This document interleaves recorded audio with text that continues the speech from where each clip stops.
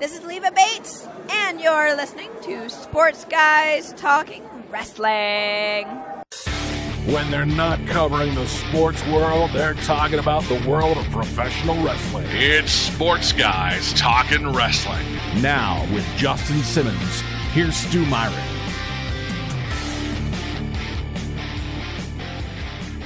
Sports Guys Talking Wrestling, not on the horn this week. We are preempted due to Texas men's basketball. They are facing the Horned Frogs of TCU.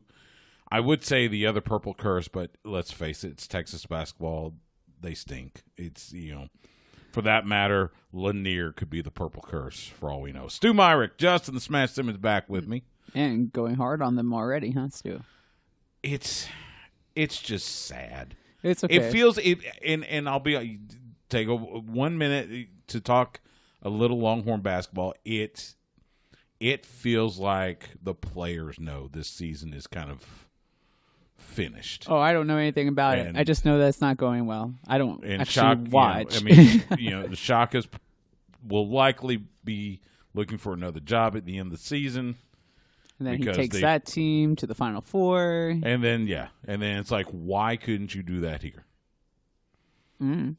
Because again, there was a lot of talk about he changed his coaching style when he came to Texas from VCU. VCU, he was known for havoc, known for full court. I remember. All that good stuff, and then gets to Texas and doesn't bring it with him. Doesn't recruit to that either.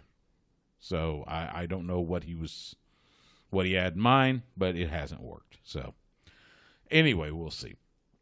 How you been? We missed you last week. By the way, thanks to Brian Fritz from the Sporting News for filling in on the radio show. Yeah. Talked a lot of WWE financials.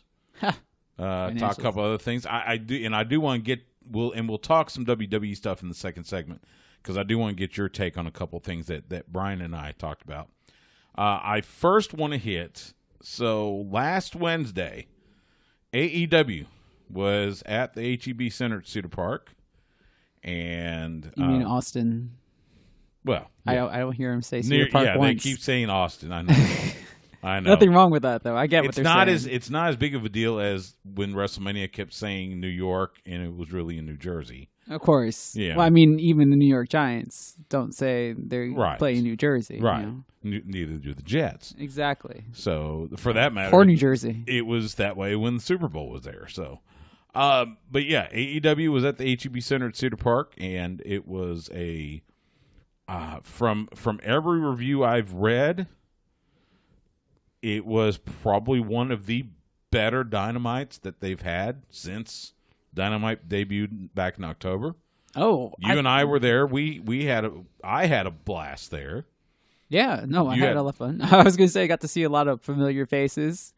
Got to see some, I'm talking like really old faces I hadn't seen forever. So that was really nice to see some of those people backstage and then get a chance to sit down. And again, big thanks to everybody from AEW that hooked it up. And huge thanks to Dustin Rhodes, the Natural, for getting us backstage. Huge thanks to Cody, Tony Khan. Yeah, he's really, really tall in real life. Who, Cody? No, well, they're both pretty tall, but Dustin. Well, yeah, Dustin's tall. Yeah, because I was like, when he was joking about the clothesline, I was like, I'll take it, but I'm just like, man, does he have to bend down? Do I have to jump? How's this gonna work? Let's give a little bit of background. So this was the first time you and Dustin had met face to face. Yeah, it was kind of surreal to see. It's like, wow. And I forget because Dustin and I have been together.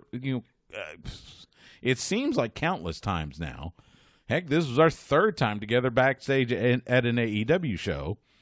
And so this is the first time you and he met backstage. And somewhere in the course, we got on talking about how you trained to be a pro wrestler. And somehow the subject of Dustin giving you a clothesline came up. And you seemed like it was kind of one of those things, well, I'm not ready for it, but I'll take one, sure. Oh, yeah. I know it's just concrete, but I can take it. If it's going to come from him and I get this recorded, I'll do it. That's fine. It was good to have him on. And if you want to listen to that, yes, it was to build up Dynamite last week, but there's a lot of good stuff in there, not only from Dustin, but from SCU. You can check that podcast out. by either going to hornfm.com, click on our page under the On Air tab, or go to your favorite podcast platform and just search for it under Sports Guys Talking Wrestling. But yeah, it was fun. I mean, and again, you and I were backstage, so we were watching a lot of the, the machinations, and this was, I've seen this a couple times already. It's still fascinating to watch because, and you and I talked about this, it is definitely on a different level in the fact that you are watching them basically produce live television, and we're seeing it from that side, from behind the curtain. Yeah, I mean, I've worked in live television, right? So I have an idea what it's like, but like it's so massive, like the scale, like the amount of people that are working on that crew to get everything up and to tear everything down, and it's so surreal when you see somebody like, I'm a little old school. I don't want to go bother guys. I still feel weird. Like I still have like that half wrestler mentality where it's like, oh, I'm not worthy of talking to you because I'm just wasting time as like a fan. It still doesn't strike me like that. I appreciate their work, right? But it's like it's so surreal to see somebody like Jon Moxley, like just kind of just warming up, like right there, and kind of getting into the role and the mood that night, right? And then seeing somebody like Chris Jericho at the end of the night walk by when he said hi to you or whatever. And I was all like, what? It's just like he has that aura. He really is like a rock star. That's surreal. And then like, I think what struck me the most, like what really caught my attention was just how laid back Jake Hager. Jake Hager, okay. Yeah. Jake Hager is just like how it's just like chill and like just like real like super modest, and I'm just like, hey man, you're like the 6'6" dude that I should be like I thought I would be more intimidated, but he just has such a when I'm around Lance, but he just has a different attitude. He's just so chill, humble, and he's just like just talking about stuff, and I was like, that's so cool. It's I always joke because Jake is a Sooner, and it is what 8:30 and OU still sucks. But having said that, Jake Hager, when the first time I met him in Garland, and he and I just hit it off, and he's always just really cool to talk to. Of course, I talked to him about his MMA career. He fights for Bellator. In fact, I was giving him I pumped him up a little bit because I mentioned him when I was in Miami for Super Bowl. I interviewed Bellator light heavyweight and heavyweight champion Ryan Bader. Yeah. And I mentioned Jake Hager may be coming for the belt. So, of course, I told Jake that. And he goes, hey, let's sign up to fight. Yeah, for real. But, yeah, Jake is it's funny. He is nothing like what you see on TV. I don't want to I don't want to destroy the mystique, but he is a really nice guy. Yeah, I was just like, in fact, thanks for the time. Super chill. The first time we met, he had just gotten back. He was doing. He went on a trip to Hawaii to promote Bellator. So he was in Honolulu. Got to see Pearl Harbor. Well, I was stationed there for 2.5 years. So he and I were talking about that, and Jake is a great guy, fantastic guy. Chris Jericho is one of those guys. He and I have just we've briefly just shook hands. I said, hey, nice job tonight. Whatever. And he remembered me from back in December. Jon Moxley is the one I have not shook hands with or talked to because he seems to be kind of on his own, in his own little plane. Exactly. I don't want to bother him. That's exactly. I'm the same way. I don't want to. But like Kenny Omega, I've talked to. It was good to see our friend Jeff Cobb backstage. Yeah. Now Jeff, we've known, we've seen 1,000 times. We know him. He's a friend of ours. So it was good to see him. A bit of a surprise, needless to say, because he, as far as I know, he is still working with Ring of Honor. Now it has come out since that he's not under contract. He's working on basically a per show deal with Ring of Honor. Yeah. So he is essentially a free agent now. Which is good for him. It's good for him, and if he can work both Ring of Honor and AEW, that's great. More power to him. It's awesome. I mean, Jeff Cobb, nice guy. I still say pound for pound, probably the strongest man in pro wrestling. It'd be hard to find someone I'm like, my job is to try to find that person. There we go. I'm trying to there think may of that be person. there may be one or two, but he's definitely top 5. Oh yeah, easily. I Yeah. mean, it's like ridiculous how strong he is. He is. It is Like silly. the way that he could toss Keith Lee around. Yeah. That was like, I was like, this is a giant of a man. You're just Yes. gonna like pick him up like it's no big deal. Okay. So, what else? It was great to see the SU boys. I made sure I had brought back cigars from Miami, so I made sure I gave them some cigars. I gave Cody some cigars because I know he loves. That's been our tradition the last couple of years. After I come back from the Super Bowl, first time I see Cody, I give him cigars that I got from the Good and Jaws Cigars with the Stars event that I go to every year. So, but it's fun to watch it, and what really struck me, and it was kind of fun. We had among the guests backstage were Ray Campos and Steve Areno from AAPW. Had a couple of their cohorts with Manny Domingo, right? Yeah, Manny Domingo, the legend he was himself. there, and we saw a few others. And what struck me is, yes, it is a massive production, and watching all the wheels turn and everything, and at the same time, it still had the feel a little bit like we're at a indie show, a huge, gigantic, colossal indie show. Basically, because I was like, I would go to the crowd every now and then, and I would go sit there and watch some of the matches, and I would see people that I see at every play, like at Wrestle Circus, and people from Inspire Pro, and people that I would see in San Antonio at Heavy Metal, like all those people from Dallas, from VIP, like all these people made the trip to the Cedar Park Center in Austin, Texas, to come and watch AEW, and it was a real treat to see. It was just kind of like, hey, we know that guy, and then it was just like, oh, I mean, some of the people that we also saw there. I was just all like, hey, it's good to see you. It's been a long time. I ran to Eamon Payton, my Inspire Pro broadcast partner. He and Josh were there, so it was good to see them. I didn't even have to say hi to some people that I would see. I was seeing that I had. I saw while I was waiting in line to get in. Like I just started noticing people. And I was just like, "Oh, it's them!" And it's like, "Hey, this is the guy that showed for this show." We saw people that we see at the indie shows we go to. And whether it's fans, whether it's other wrestlers, it was a hot crowd, and they gave us a really good card. There was a fantastic card. It's a real treat to see Kenny Omega wrestle live. Like I tell you what, it's. I now understand.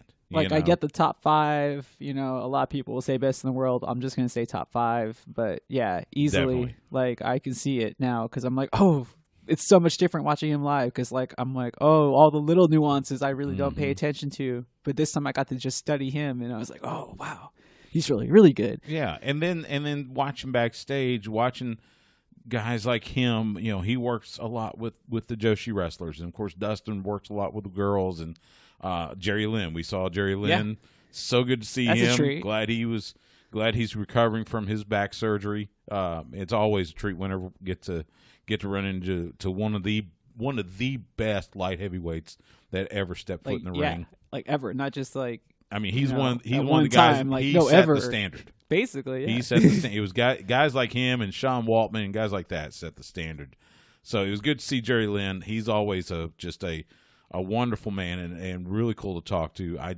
I understand that AAPW may be bringing him in for a seminar. That'd be cool. I think that'd be worth your money. Working on a couple others. I just want to go listen to what he has to say. I was like, I think we know a guy that can get us in. I don't think I would ever have to use any more of it, but just to be there. Yeah. I hang out just to hear and just to watch. I've seen him. Now, I was able to attend back when David Fuller and IHW was still running in Dallas. I got to be there when Jerry did a seminar for him. That's right. And it was fun to watch that because it's interesting to watch a seminar because you're seeing how someone imparts their knowledge to these up and coming wrestlers, the ones that are trying to make it big. And you see somebody like a Jerry Lynn. I watched Adam Asher do it all the time, and and just seeing how they tell them kind of how you should shift your momentum right this, or when you're going to do this move, put your hand here instead of here, and just little things, and then talking about the psychology of that move. It's just it's really something, and it gives you a whole new level of respect for what you see in the ring. So it's I forget. What's I'm like, see, that's what you didn't get because. No offense to you. I'm just saying, like, this is what people don't get if you never step inside the ring. Right. And I'm just all like, what are you talking about, Stu? I was like, yeah, I guess that's pretty much. Yeah, I was like, I've never stepped foot in because the I ring. was like, so you're talking about he's putting together a wrestling match, basically. Yeah. I'm just like, oh yeah, sorry, man, I forgot. That's like exactly. That's what I was watching those, and it was really cool to watch that. So, all in all, it's a fantastic experience. See, I didn't realize you were a wrestling nerd like that. I thought it was. Oh, yeah. I thought it was only like people like me or like people that are pro wrestlers that like, you know, get to that level where it's like, okay, we need to understand why am I doing this move? And it's like, okay, if I go with the finger manipulation at this one point, when will it affect them later on in the match? And how can I utilize that in order for everything to tie together? It's like a long stand-up comedy routine. It's like George Lopez style. It's like he tells the first joke and he somehow gets all the way back to all the jokes he told in between to get back to the first joke before he closes. Well, and you think how about do you do that in a wrestling match? Think about doing commentary. It helps me when I'm doing commentary because then I can understand, okay, here's about the time when you'll see this, and I can start to think about that and how I can describe it to whoever's watching, you know, whether it's me and Eamon or you and me. We did when we did TCW a few times, or TCW. Or we did Pro Wrestling Texas. So, all in all, just a fantastic experience. Huge. Tony Khan was very gracious. Loved the interviews that I did, and we were able to set up for to promote the show, and it was all in all just a fantastic night. I can't thank AEW enough for showing us such hospitality. I tell you what, if that crowd was any indication, they're coming back. I would hope so. They're coming back. I really hope so because that crowd was hot the entire night. Like if it wasn't, what is it, Wednesday nights? Right? Mm-hmm. If it wasn't on a Wednesday night, everybody would have stayed for dark because some people had little kids with them. Right. And they needed to get home. But like I think they were sitting behind you, but they were sitting in front of me. But the two little girls, they were just like, they had their favorites and they would boo when they hate somebody. Their parents were all into it. I was like, this is so much fun. Yeah. I was like, now I get it. This one, like some families, you know, do movies. Some families like to go out to eat together. Yep. This family wanted to go watch wrestling together, and it proved to be a very entertaining night. It was, it was really cool. But before we move on, I just wanted to say, I got to say hi to Rio, and she was super nice. Oh, she's a sweetheart. I was not expecting that because I was just like, she's such a badass. That match that she had against Nyla Rose. I mean, my God, man. I was like, she's so good in person. Yes. I was always like, how can she only be like 95 pounds and be this effective? And now I've seen it, and I'm just like, I get it now. I get it. Okay. And by the way, congratulations to Nyla Rose winning the AEW Women's Championship. Which the crowd ate up. I figured that if they were going to do that, this was like the crowd in the place to do it, honestly. Yeah, absolutely. I couldn't agree more. It was fantastic. Yeah. So congratulations, Nyla Rose. Yeah, it was fun. I've talked to Rio a couple times, just kind of, just real briefly. I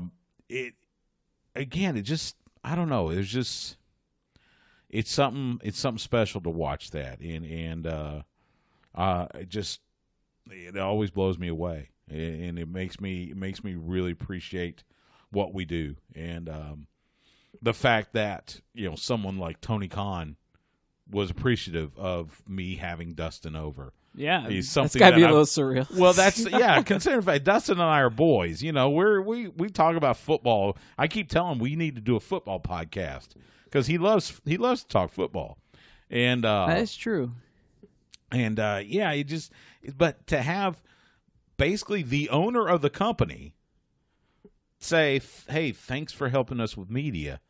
I'm like, anytime, Tony. You all you got to do is make a phone call. We're happy to help. could you imagine Vince ever doing that to us? That's the funny thing. I always joke. So I have met Tony Khan, owner of AEW. Yeah. Court Bauer from MLW. Joe Koff, Ring of Honor. Ed Norholm from Impact. And I've always had good, conversations with all of them. Yeah. Could you ever imagine Vince doing that? If you catch him on the right day. Yeah. And at the right place at the right time. Without their without PR people or without some sort of scandal going on. Or 40 layers of PR in front of him. And if he's not having a bad day where something's not going right. Triple H maybe. But Triple H would be an interesting conversation. Would be if you can catch him. But Vince, oh man, I would love to get 5 seconds with Vince just to even get like a hey pal, something. Yeah. Just something out of him. It's funny. Every time Dustin calls me pal, it's like I just kind of laugh. So, but yeah, anyway, huge thanks AEW. Recording this on Tuesday night, so they will be in Atlanta tomorrow night at State Farm Arena, the home of the Hawks and home of what's the hockey team? Atlanta.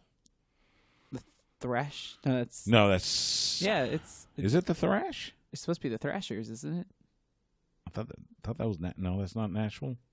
I don't know. No, anyway, Nashville's I know Predators. It's the Hawks. I know the Hawks are there. I know we were there last year for Super Bowl opening night. It's the Atlanta Thrashers. Is it? Okay. Yeah. NHL. All right. Anyway, so they're there tomorrow night. I know Cody is. It's his homecoming. It's his homecoming. He's got the cage match with Wardlow. The final stipulation for him to get the match against MJF at Revolution. They're supposed to do. They're also doing a tag team battle royal. The winner gets a shot at the tag titles at Revolution against Hangman Page and Kenny Omega. I'm trying to think if there's anything else. I don't think. When is Hangman Page going to become the champion? That guy just looks like a superstar. It's interesting. I wonder that because they put the tag belts and it looked like they were leading towards Page turning on Omega, and because he's been trying to separate himself from the Elite. But this whole cowboy. Yeah, well, and drink my beer and all that stuff. It's so over. I think it's so over. Did you not hear that crowd say Cowboys crazy. The whole night that he was out? I'm wondering if maybe that is changing their booking plans. I mean, it has to. I mean, I already thought he was going to be over just because he's athletic. For a big guy, he's so athletic. Oh, he's fantastic. And he has the look. But then those simple things got over. I'm just like, how? Yeah. Like, no offense, are you not hearing the reaction this guy's getting? I mean, to open up the night, he was so hot. It was just like the building was hot for Hangman Page. Yes, absolutely. So I don't know. Maybe they keep him together for a little while, or maybe they don't. Have him. I mean, they don't have to rush anything, but right. I just think that he's how much hotter can he be? Yeah. Like how much more over can he get before it fizzles? Some things start running their course. Well, that's the thing. I mean, fans are finicky. Look at Orange Cassidy. I mean, that guy's as over as can be. But but Orange Cassidy doesn't ever have to win. Like that's true. The championship. He just has to be there. Pretty much. Yeah. Have him laying on a ladder when they pull the ladder out from under the ring. And I got to say hi to him too. Nice guy. Yeah, he's a great guy. Yeah, we've had him. I mean, we've talked to him before. But. Yeah, we've had him. I think I've driven him around at Wrestle Circus. When he was wrestling for Wrestle Circus. So anyway, all in all, huge thanks to AEW. Speaking of which, leading into tomorrow night's Dynamite in Atlanta. Talked to Tony Schiavone for a bit. And Tony and I know each other, interviewed him at Super Bowl, and we joked a little bit about the Astros, because he did baseball for so long, working in the Braves system. So it was good to see Tony. Good to say hi to Excalibur. I think I said hi to Taz briefly. Didn't see JR. I wanted to say hi to JR. That's the one person. I've seen him before, obviously, and our friend Alex Del Barrio. Yeah, he was there. Alex. He and Alex are tight. Well, we went. I know. Yeah, we went for milkshakes at Whataburger. I know. Together. I told him like, he told me, he's like, next time let me know. He's like, maybe I can get him to talk to you just for a few moments, because I'm just like, man, JR is like one of the few people that actually responded to me on Twitter about broadcasting questions because, sometimes if you can just catch them, maybe they might respond. But even then, he doesn't have to give you the time. So I always appreciate it. Well, but it was like, I would like to be able to tell him that in person. Like, legitimately, thank you. I used the stuff that you told me to do. And I think it's a little, it's because it's different from what he usually gets. And what people forget is that, yes, he is one of the iconic voices in pro wrestling. But the man has also called football. He worked for the Falcons in their broadcast arm for a while. I think he may have done a little bit of baseball. Called boxing. He's called boxing. So and he did XFL football. Remember? He knows some stuff about broadcasting sports. So. Yeah, it's more than just the pro wrestling. Yeah. It's like he's a broadcaster's broadcaster. He is, because he also came from the time period of when pro wrestling was a legitimate sport, and he sold it as that when he worked for NWA, WCW, and then he even did it during his early stint with WWF, and then eventually he became more of a storyteller over time. But I mean, it's essentially the same thing, being a storyteller and play-by-play person, but the way that he changed it up was, there's minute differences where I'm just really like, oh yeah, you can tell this is where he evolves. Like things like he doesn't want to know what the finishes are. Yeah. So you get the genuine reaction, which it seems simple, but it's so effective. It's not always easy to get, though. That's true. Because it's always changing on the fly anyways. As I was saying, leading into tomorrow night's Dynamite, Cody Rhodes had a media conference call today, answered several questions. Some of the key points, he said, we mentioned Jeff Cobb. He said the relationship between AEW and Jeff Cobb are still in a gestation stage. Right. He is signed for more dates, but for right now, kind of just, for now it's just dates. It's not like he is now signed to AEW. Yeah, no, I get that. Because he's still working some dates for Ring of Honor. In fact, he and Dan Moff, I think, are going to be part of the Crockett Cup with Ring of Honor and the NWA. So there's that. I would hope so. That's a cool looking tag team. They just announced that. So they've got they've announced Double or Nothing returning to Las Vegas Memorial Day weekend. They have announced that Dynamite the following Wednesday will also be from the MGM Grand in Las Vegas. So they're going to load up those days leading up to it with different appearances. I suspect maybe this will be... I just want to know who turns up. Like, Vegas is always interesting because it's always so busy with so many things going on. Well, I wonder if maybe this will be the next StarCast that Conrad does, or if not, or not. Usually by now we've heard something about StarCast, and I'm wondering if maybe Conrad just wore himself out and decided not to, but we'll see what happens. I'm sure those details will come. Says that when it comes to free agents, the doors are open. There's been a lot of talk about certain people wanting releases, getting releases, you name it. He and Taz want to take a trip to the NCAA wrestling finals and possibly the NFL scouting combine to scout for talent. That'd be cool. That'd be interesting. Scouting combine coming up end of the month in Indianapolis. That'd be an interesting road trip. He has taken lead in an ownership role in the Nightmare Factory Wrestling School in Norcross, Georgia, is where he lives. He says it's not affiliated with AEW, open to all talent, but possibly down the road there could be a relationship. We'll see. He has heard the criticisms about the women's division. Asked fans to be patient. They are continuing to work on it, try to make it stronger. Let's see. Trying to see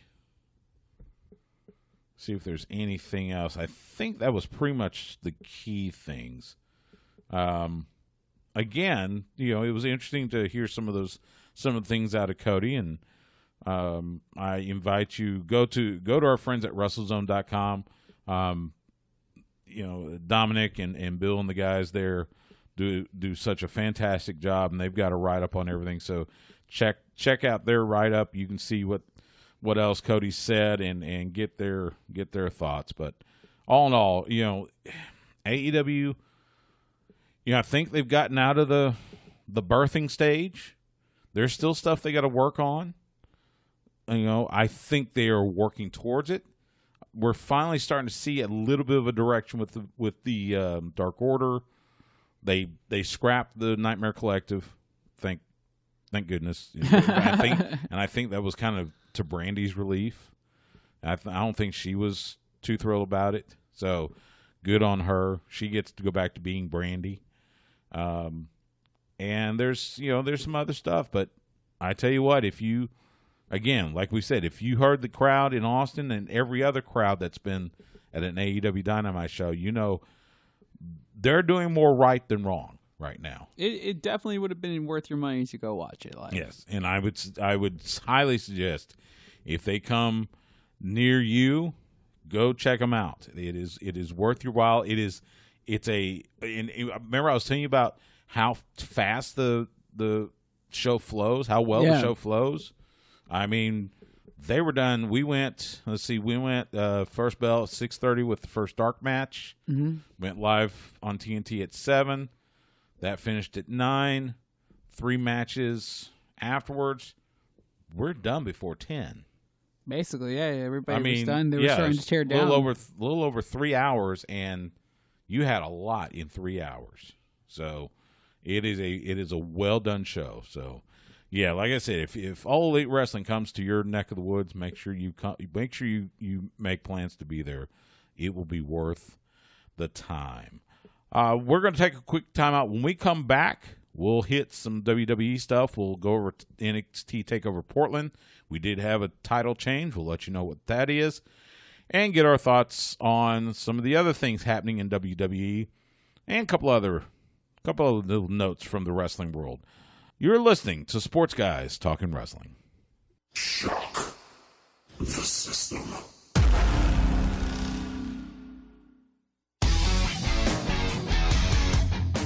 Ladies and gentlemen, this is Adam Cole, baby. And you're listening to Sports Guys Talking Wrestling.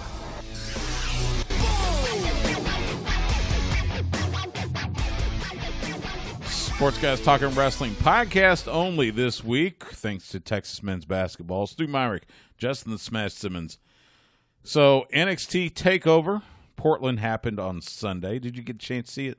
Yes. I mean, can we just all come to a consensus that NXT, essentially pay-per-views, takeovers, there hasn't been a bad one? No. And this one, I think, I was really surprised because they really brought it to Portland. I never think of Portland as a wrestling hotbed. I know it had its own territories, and I mean, you had stars like Piper and Playboy Buddy Rose and guys like that out of the Northwest Territory, and Art Barr because his dad ran a territory out there.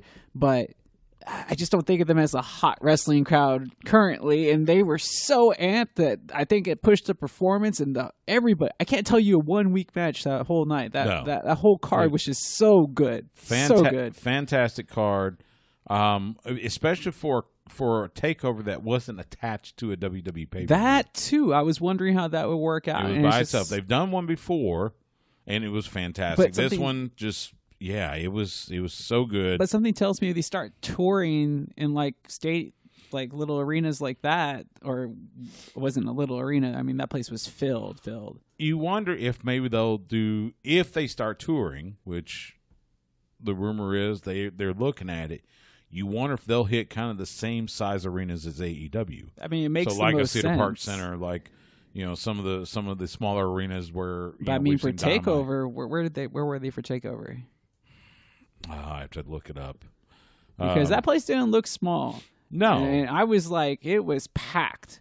I mean, and they have filled. And the crowd was hot. Yeah, I know they filled some big buildings, but I'm just like, I don't know. I'm just curious, just because we saw Dynamite that week already, and then it's like, okay, now we're watching NXT in Portland, and it's just like Portland. It was at the. And you're going to run it by itself at the Moda Center. Oh, that's where the Blazers play. So yeah, that's the big arena. So it's an NBA arena. Yeah, so I'm thinking like, okay, so you're telling me that NXT could sell out an arena like this? They've done it. I mean, they've done it when there was. But there's nothing. There's but no. This was This is pretty good that they, and I think this is another step towards NXT establish itself as simply the third brand, not developmental. They are now. So it's Raw, SmackDown, NXT. Let me ask this: I would probably say Raw, NXT, SmackDown now. Raw, NXT, SmackDown. Don't forget about 205 Live. Those guys are still doing their thing. I know, but that's But Isn't that its own show, or are they part of NXT now? They're part of NXT, right? I don't know like the NXT Cruiserweight Champion. They were going to do their own show, and then it became part of NXT, and now I think they're doing a couple matches. It's hard to keep up. Like, I really don't want them to take an emphasis off of smaller wrestlers. I really appreciate the fact that they try to get the smaller wrestlers over. I just don't want that to go away just because it wasn't as runaway success. They just need to find the right people. And they have the right wrestlers right now. They're just being used in different ways. A couple highlights. Rhea Ripley retained the NXT Women's Championship over Bianca Belair, and then as soon as that happened, Charlotte Flair comes in, attacks Rhea Ripley, and says, "You're on for WrestleMania." So it looks like Charlotte Flair will challenge Rhea for the NXT Women's Championship at WrestleMania. I know, and that means that Charlotte's going to win. It's going to be crazy. Is Charlotte going to win? Why wouldn't Charlotte win? I guess not. I mean, again, if you're going to establish it as a third brand, then why not, I guess, right? Exactly. Let her work Wednesdays for a little while. You want the biggest stars available, don't you? If it's the third brand. You already had made the transition. Now, again, but this is one of the fears. Now, Charlotte is by no means I think she would be great. But this was one of the fears when they decided to put NXT on the USA Network, was that you're going to start to see more people from Raw and SmackDown on NXT, and it could dilute what NXT is. Well, we don't know that for sure because it seems the only people that they've taken on NXT are the ones that have the same style of work rate that NXT's already known for. And she's a former NXT Women's Champion. Yeah, they're not they haven't just been sticking people there just to stick them. Thank goodness. Right now, everything's making sense. Yeah. But that's where I was going to ask.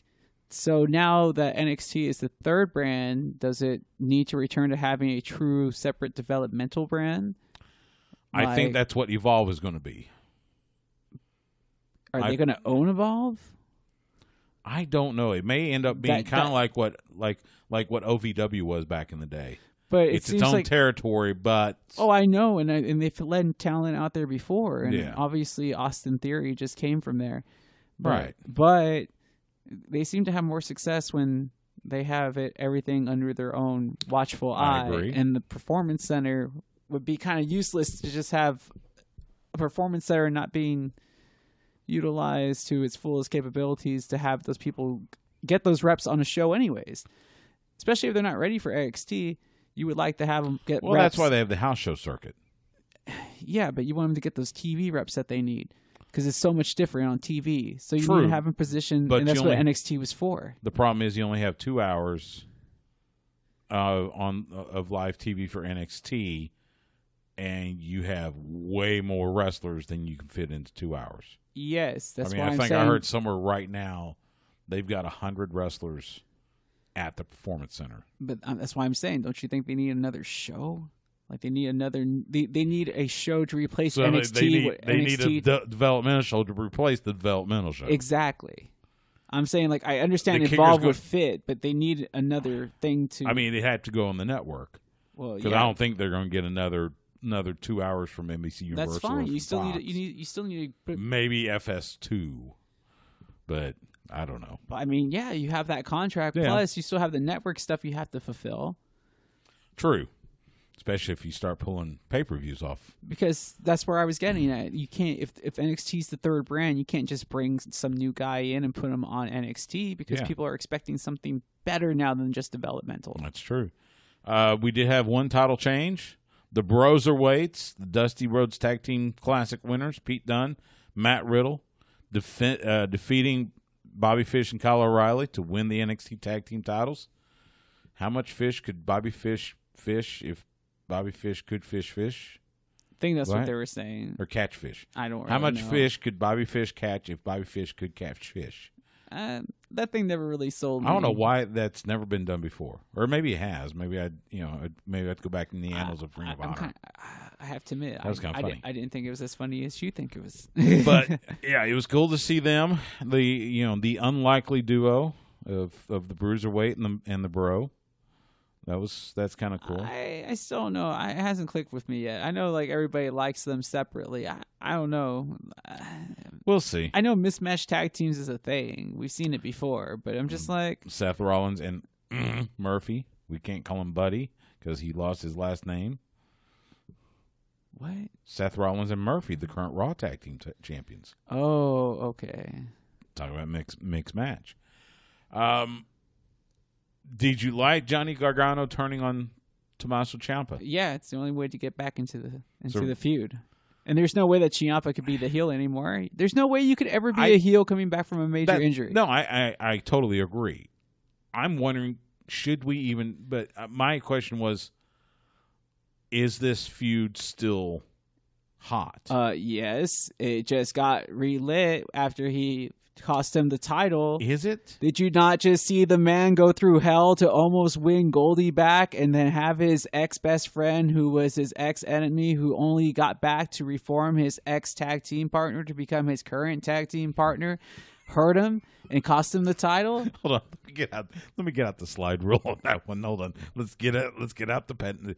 I didn't write the storyline. That's just how it's been. I don't know. And you have to have the ending. We haven't had the ending. I get the logical aspect of it. I'm just wondering, has it gone past its best by date? Well, yeah, because he got hurt, but now we need to get the ending, and we're going to get the ending. Why are you upset about the fact that I'm not upset? I'm just wondering if it's. I'm just wondering. When it happens, you'll be glad that it happened. Yeah. So, are you kidding? You know what type of show those two are going to put on? I do. Can you imagine the bloodbath that's awaiting us? Part of me is thinking, okay, hold on, let's think about this, because every time they've tried this, someone gets injured and they got to call it off. Basically, that's what happens. So we need to have it happen. If they're going to do it, let's do it fast. I mean, let's not wait too long, and I think that's what this is. The only thing that sucks is that it's not for the title. Yeah, maybe they'll do it in Phoenix. We'll see. Or not Phoenix, Tampa. So all in all, it was a fine show. Keith Lee, Dominik Dijakovic, again, just they find new and exciting ways to wow the crowd. That match that has been seen pretty much on every continent. Pretty much everywhere. Yeah. PWG, Ring of Honor, Wrestle Circus. Yep, we've all seen that match. VIP. It's just as good. And they still find ways. I mean, the Tegan Knox Dakota Kai street fight, though, man, there was some real. That one got physical. That one got really physical. And I was like, wow. I was surprised how hard they brought it, but it looks like her knee is perfectly okay. Yeah, surprised that she took the loss though.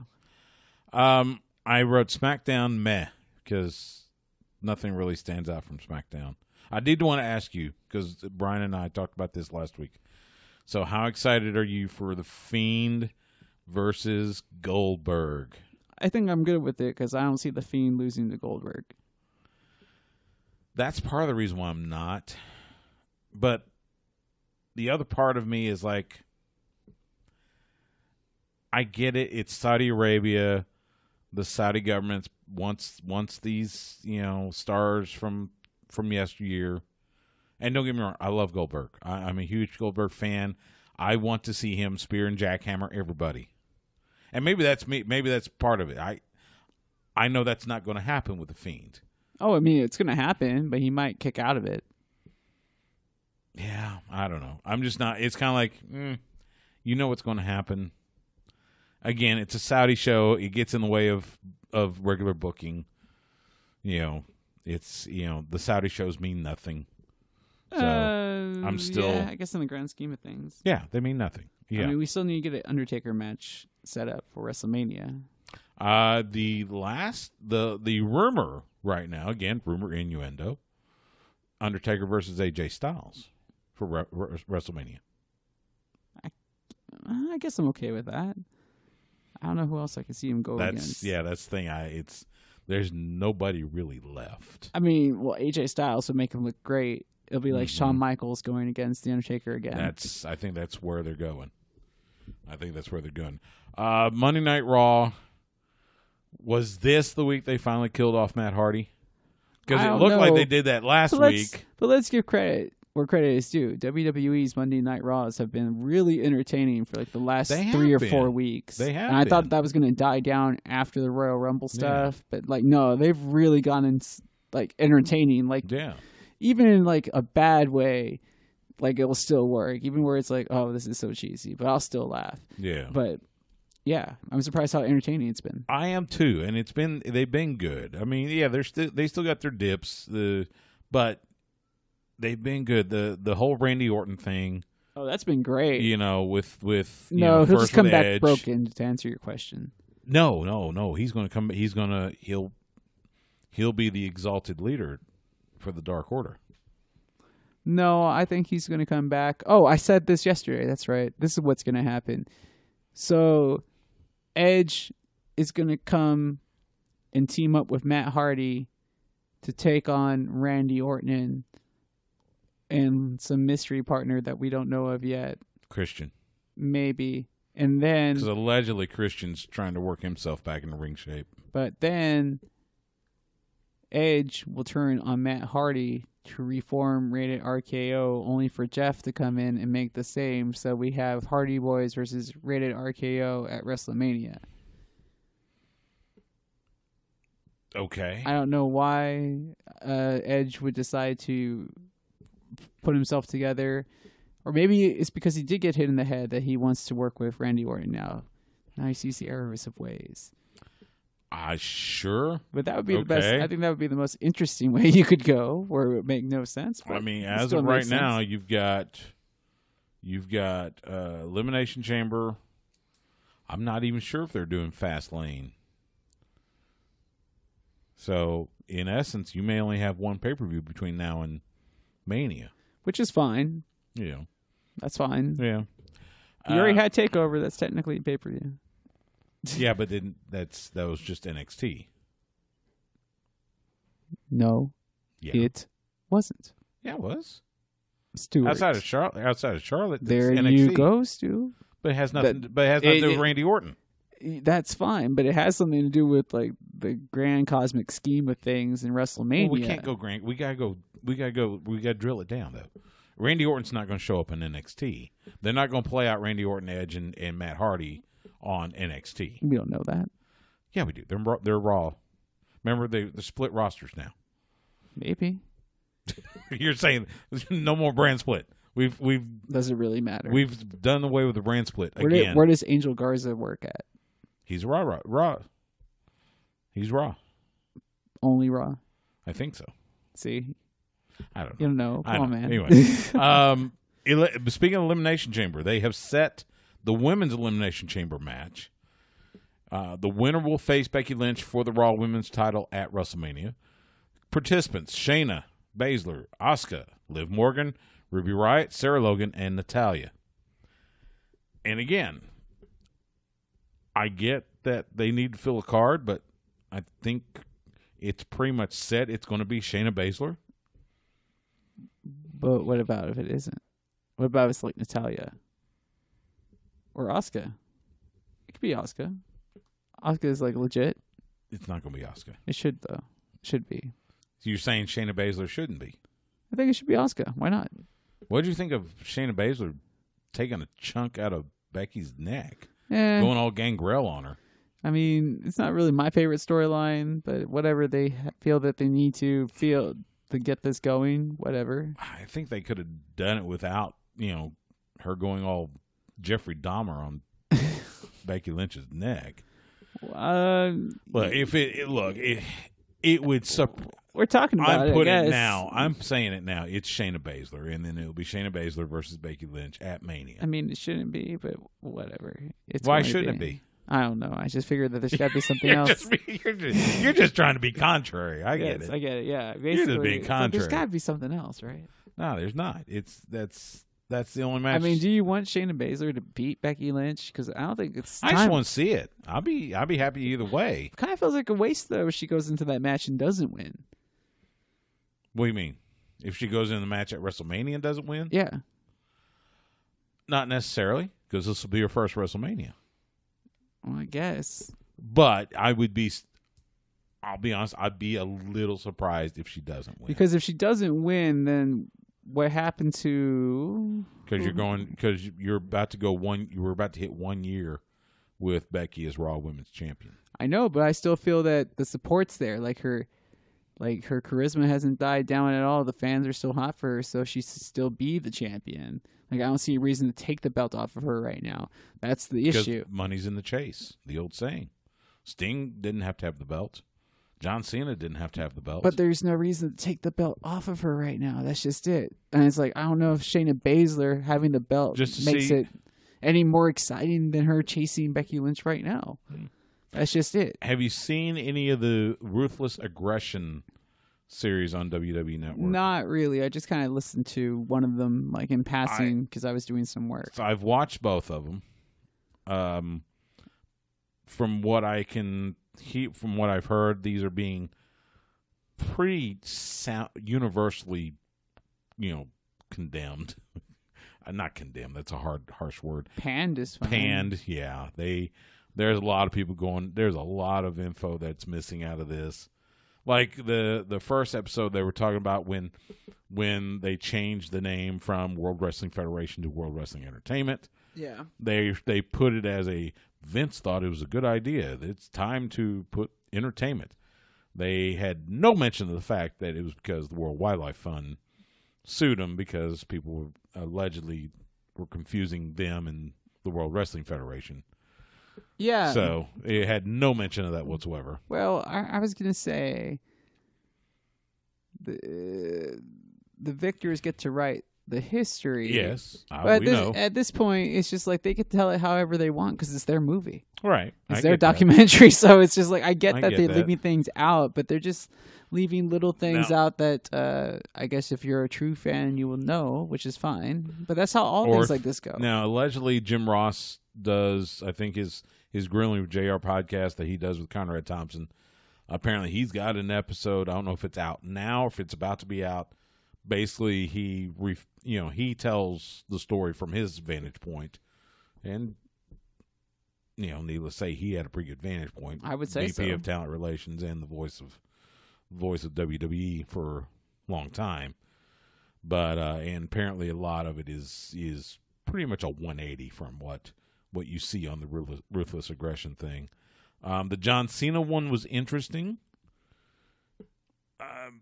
It was interesting in the aspect of they replay where Vince is got all of the Raw roster on the ring apron. He's asking who's going to be the one to step up and who's that. Yeah, I remember that. And you put that in contrast to what it seems like today, where he pretty much doesn't want somebody to be that. He doesn't want somebody to be that number one guy. Because look at every number one guy he's had in the last 20 years. They've left and at least in his mind, leaves him high and dry. Hogan, Stone Cold, Rock, Cena. Well, I mean, I think he understood after watching San Martino and then being kind of burned by Hogan and even Macho Man to a certain extent that, yeah, you can build him up and you'll make him into a big star, but at some point they will leave and your company suffers when you don't have your big attraction. Right. Now, it's up to them to be able to just turn out superstars. They got really lucky and fortunate with the whole Austin Rock thing because when you really think about it, none of that stuff was ever in the plans for either one of the two. Yeah. When you really think about it. So to find two diamonds just like that, back-to-back, two game changers, they were hoping for another one. They did get it in Cena to a certain extent. Yeah. But I don't know who you would say is in line to be the next John Cena. I thought it was going to be Roman Reigns, and now it doesn't seem like it would be Roman Reigns. Yeah, I was going to say. I want to say they're going to try and make Drew McIntyre that, but it doesn't have the feeling of that, although I'm happy that he's getting his chance. I mean, Brock Lesnar is still Brock Lesnar, but he's not really like, even though he does WWE, I don't see him as like a WWE guy. No, However, he's a part-timer. No, but the WWE gave him his start. He's the reason why he jumped to a social consciousness of all these. Oh, yeah. I mean, he doesn't do UFC. Yeah, he left WWE to, he tried out for the Vikings and then went UFC and has now returned to WWE. Yeah, but I think the WWE was a nice launching pad to get noticed of course he do all those things. Absolutely, yeah. Yeah, but because I mean, the UFC takes him on because they knew that he was going to draw a buy rate. Right. I mean, and he did win the heavyweight title from Mir? No. I couldn't tell you, but I know he wins it. Trying to remember who he defeated. I want to say it was Frank Mir, but I beats could a couple be of guys. Yeah. As the champion. So, but still impressive. Yeah. No, I get that. I'm just saying, but Brock Lesnar has never felt like the number one guy. No, because he was there so briefly. Right. He was there briefly, and now he's there. He's a part-timer. You're not going to have a part-timer as number one guy. At least. I'm thinking the guy that becomes the next guy is probably Adam Cole. You know, it's... I don't know. I mean...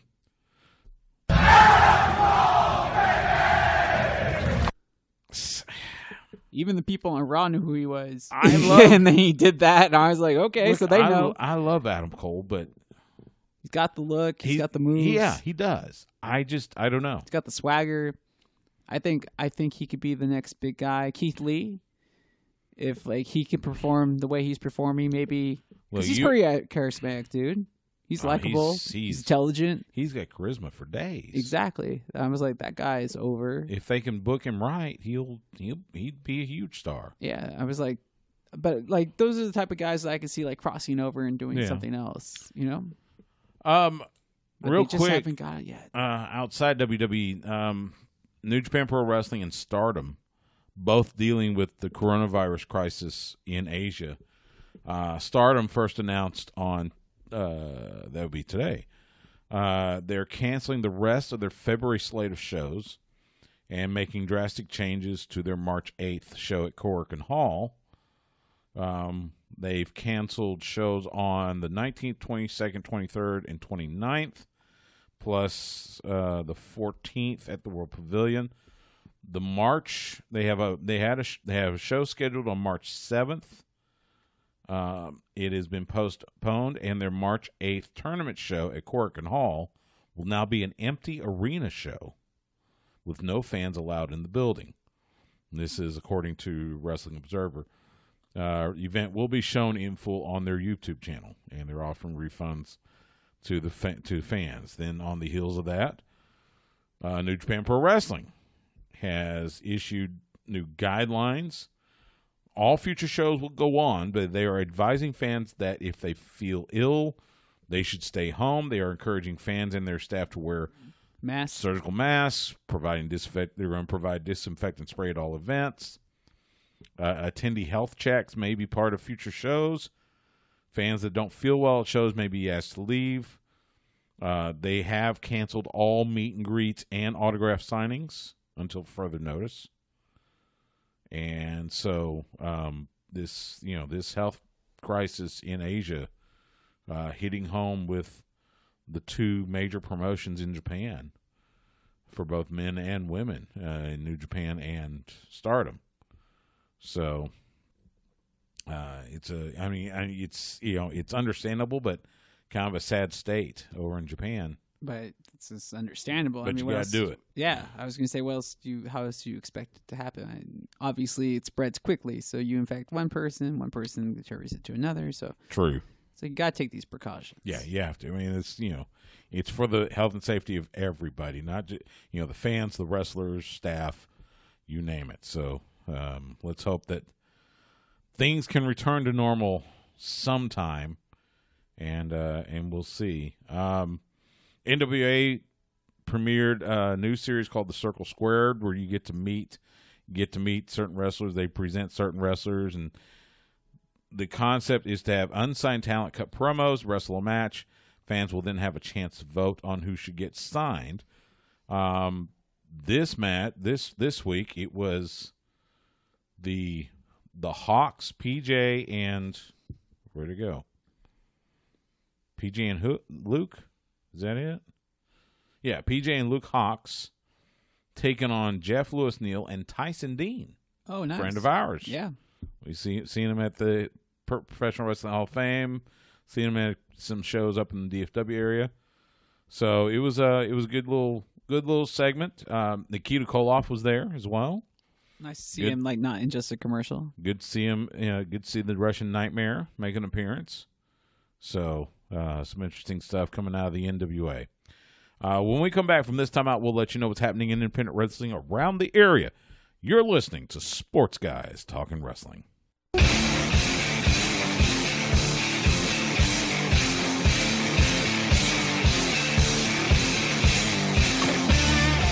This is Dirty Andy Dalton, and you're listening to Sports Guys Talking Wrestling. Blah!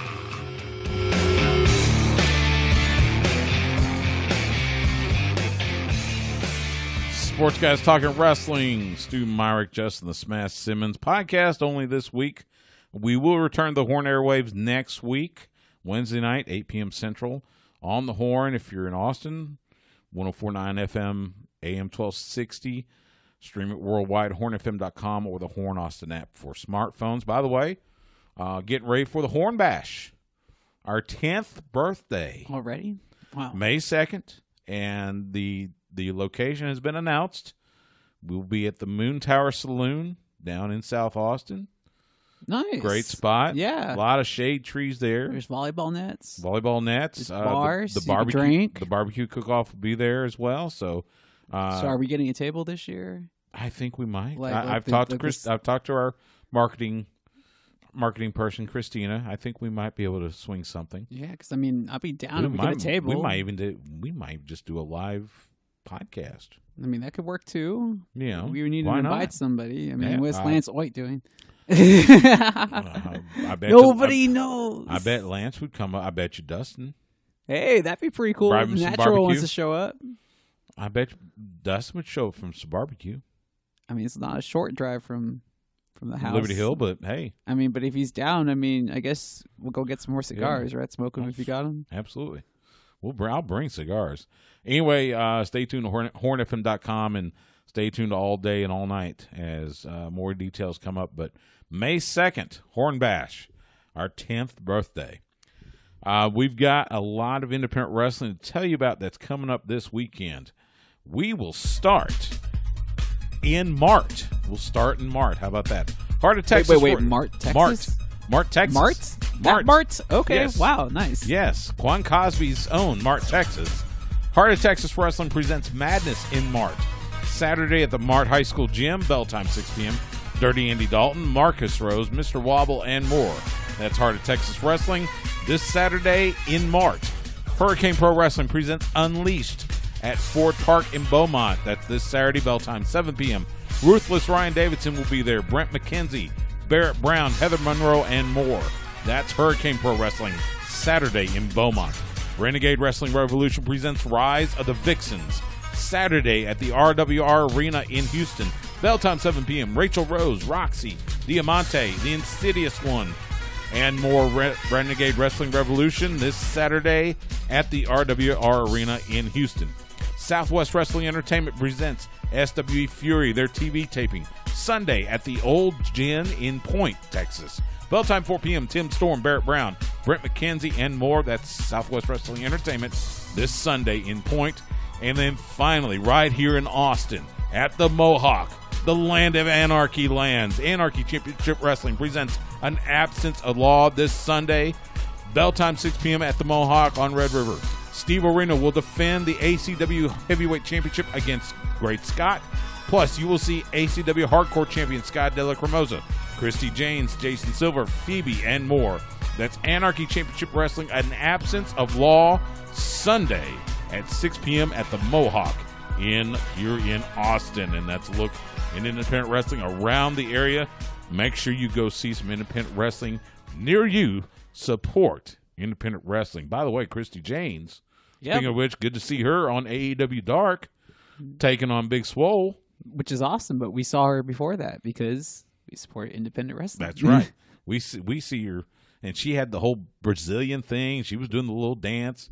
Oh, I'm glad. She looked fantastic. I'm glad that she got to go through her whole routine. Yeah. I mean, this is a good opportunity for her, and let's see if it will lead to bigger and better things. Absolutely. So, proud of her, proud of everybody that we get to see on bigger stages. It should be a lot of fun. So, I may see if I can go to the Anarchy show on Sunday. I don't think I have anything. Good for you. I think it's quiet weekend. So, oh man. Well, I will be at Circuit of the Americas on Sunday. So I'll have to go to the Anarchy show afterwards. The World Endurance Championship returns to Circuit of the Americas after a 2-year absence. 6 hours of Circuit of the Americas. This is the multi-class race. They call it the Lone Star Le Mans. Okay. So it's always a fun event because you get such great access. You get to see the cars, walk through the paddock, walk through the garages. That's cool. Meet the drivers. Really good event. If you got a chance, go out Circuit of the Americas. Real cheap ticket and a really good event. I'm glad they're coming back. They're coming back because they had a date somewhere else, and that somewhere else apparently something happened. It didn't work, so it was a last-minute addition. They're returning to Coda. So I was out there last week for the IndyCar test days. Got to see Tony Kanaan, he's announced this season will be his final season behind the wheel. Okay. Former IndyCar champion, former Indianapolis 500 champion. So it was good to see him. Saw some other drivers. Colton Herta, who won the race last year at Coda, showing off pretty well during test days. What do you got going this weekend? Let's see. By the time I finish on Sunday, I think for the month of February, and I'm not even joking here, I'd like to meet anybody else that's gotten close to this number, and this is why I think I deserve a big-time job, but, it'll be 82 games. Some people work 82 games in one season. That's an NBA season. Yeah, I just realized I've called 82 different games. I'm not talking about 10-minute games. I'm talking about full legal officiated high class. It's been everything from high school prep basketball to NCAA Division I softball, including the Mexican national team. And this week I'm seeing the United States national team in action. So I'll get to call both of those national teams during this Olympic year as they're going to Tokyo, which is, that's cool. I think it's a big deal. And I got to see Texas, so I got to call a Texas game, and they're really good. And then I'll get to do my alma mater. I'll get to do A&M. So I think that's interesting. It's after so long in this career, I get to finally call a Texas game and my game for my alma mater. So it's I finally call an Aggie game. That's crazy. Nice. Very nice. So, but it's just 82 games. Yeah, Longhorn softball is looking pretty good to begin. And Longhorn baseball was looking they were playing UTSA tonight. But they swept Rice over the weekend, so it's funny. It's early. Everybody always wants the programs at UT obviously to do good, but when for some reason there's always consistent success with baseball and with softball for the most part, except for that one time that baseball had a down year. Let's see. Actually, as of a minute ago, according to our good friend Danny Davis from the Austin American Statesman, end of the 8th inning, Texas is up 6-2 over UTSA. So they're about to go 4-0 to start the season. Nice, good for them. Not too bad. So. I hope you get to rest your voice Me sometime. Too. I don't know. I might still be able. There's a whole nother. Saturday's the 29th of February, the following week. So I don't have anything booked. So if anybody's out there that wants to see if they can help me get to 100, I think that would be really impressive. Let's try to make that happen. Why not? I could still do some stuff. By the way, last weekend, as I'm looking through Twitter. Gino Medina is booked for the Texas Forever show as part of the GCW Collective April 2nd in Ybor City. Good. Now let's get me booked somewhere. In Tampa during WrestleMania weekend. I bet you we could find a way. Hey, TJ, Justin wants to work. Actually, I will give TJ Macklin the shout out. He did try to book me for for his football event that he had thrown in Houston. I just couldn't make it that week. Oh yeah. So I do appreciate it. Yeah. So thank you for thinking of me. Absolutely, yeah. So yeah. Other than that, not much else. It was I did have to laugh a couple weeks ago when the XFL debuted. Lance Hoyt. He was at the Renegades game, so he texted me, "Hey, you at the Dallas game?" I text back, "No, man, it's I've been in a football stadium every week since August. I'm taking a break." Oh yeah, but I do want to go see a game. It looks like fun. I do want to go see a game too. So I mean, it's been entertaining. yeah. Well, the championship game is going to be in Houston, so I kind of feel like I'm maybe supporting the WWE product by watching XFL. why not? And it's been decent. I mean, it is Vince's ownership, right? Right. He owns it. Yeah, so, he owns it, but it's not like the previous I mean, iteration. No, it's not like that at all. It's Yet. decent football. Not to mention Cardale Jones showing why he should be a backup somewhere in the NFL. I mean, he was fantastic at Ohio State. So, anyway, that'll do it for Sports Guys Talking Wrestling for this week. As we mentioned, next week, we're back on the Horn Airwaves at 8 p.m. Central on next Wednesday night, so make sure you tune in. You can follow Justin the Smash Simmons on Twitter, Instagram, and Twitch at The Smash Simmons. You can follow me on Twitter and Instagram at Stu Myrick. That's STEWMYRICK. You can follow the show on Twitter at SGTWATX. Follow The Horn on Twitter at TheHornATX. You can find the show on Facebook and Instagram at Sports Guys Talking Wrestling. We are proud to be the official broadcast partner of the Professional Wrestling Hall of Fame, and we're proud to be part of the great lineup you hear every day. On the flagship station for the Texas Longhorns, we are The Horn. Catch us Wednesday nights, 8 p.m. Central on The Horn, or you can catch us anytime by going to hornfm.com, click on the On-Air tab, or by subscribing to us on your favorite podcast platform. For Justin, I'm Stu. Thank you so much for giving us a little bit of your time tonight. We will see you at the matches.